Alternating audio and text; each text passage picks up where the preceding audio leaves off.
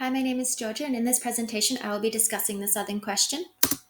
Firstly, I will define and explore the development of the Southern Question. I will trace this development through different historical periods, such as the late 19th century, the 20th century, the post-war period, and the present. Throughout this presentation, I will comment on how the Southern Question has continued to shape the relationship between the North and South of Italy.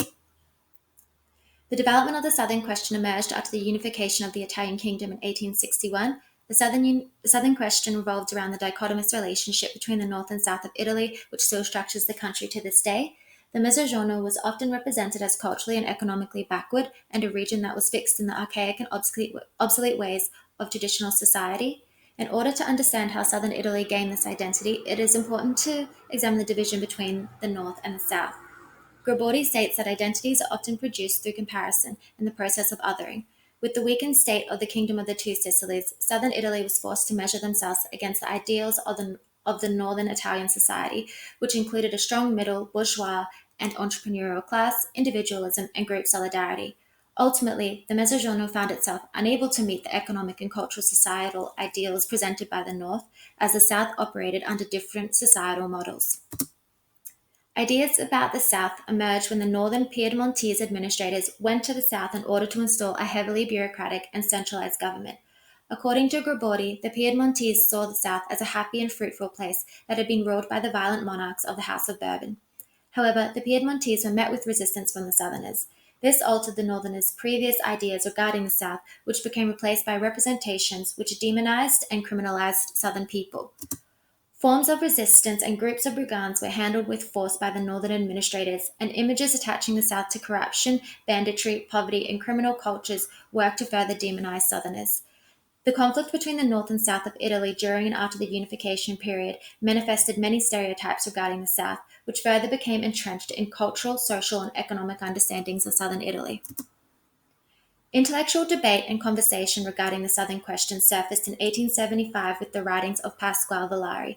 Villari and his peers endeavored to address the problems which plagued the South, and these intellectuals soon became known as the Meridionalisti. For the Meridionalisti, many factors were responsible for the issues faced by the South. Firstly, they saw these issues stemming from the immense poverty and ignorance of the Southern masses and deemed them incapable of representing and defending their local interest. The Southerners were continually subjected to the authority and dominance of the ruling political class, which further generated social unrest, violence, and rebellion.